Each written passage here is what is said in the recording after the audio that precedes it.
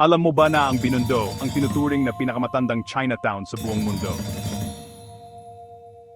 O, dito mismo sa Pilipinas nagsimula ang kwento ng isang komunidad na puno ng kasaysayan, kultura at sarap ng pagkain.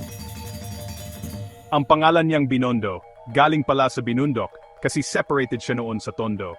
Noong 1594, dahil sa utos ni Gobernador General Luis Perez Dasmariñas, ginawa itong official na tirahan para sa mga migranteng Sino. Pero syempre, kailangan may boundary, kaya naisipan ng mga Kastila na ilagay ang Divisoria, meaning dividing line. Hanggang ngayon, kilala pa rin ang Divisoria bilang trading hotspot.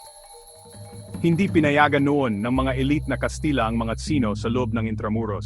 Kaya ang Binondo, sa kabila lang ng Ilog Pasig, naging perfect spot para sa kanila. Dito, nakakapag-business sila, pero under the watchful eyes pa rin ng mga Kastila.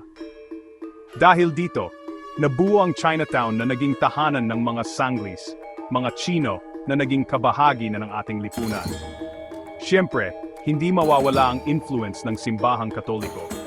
Ang mga Dominikano, nagtayo ng simbahan ng Binondo para magsilbing spiritual center ng mga Chinese Catholics.